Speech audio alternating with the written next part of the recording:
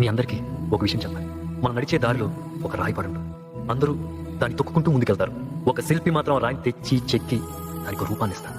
దారిలో పడున్న రాయిని దేవుని చేస్తారు. తొక్కిన వాళ్లే చేతులెత్తి మొక్కుతారు, పూజలు చేస్తారు. కానీ చెక్కిన ఆ శిల్పిని మాత్రం ఎవ్వరూ పట్టించుకోరు. ఆ శిల్పి కూడా వాళ్ళ నుంచి ఏమీ ఆశించడు. ఇంకొక రాయిని తెచ్చి దేవునిగా మలిచే పనిలో ఉంటాడు.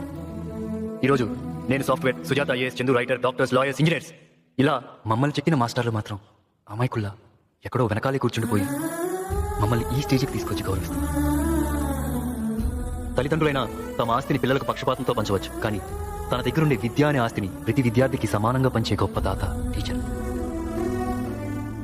ఈ ప్రపంచంలో ఎవరెవరినో ఏమేమో చేసి వాళ్ళుగానే మిగిలిపోయేది ఒక్కరే, మన గురువులు.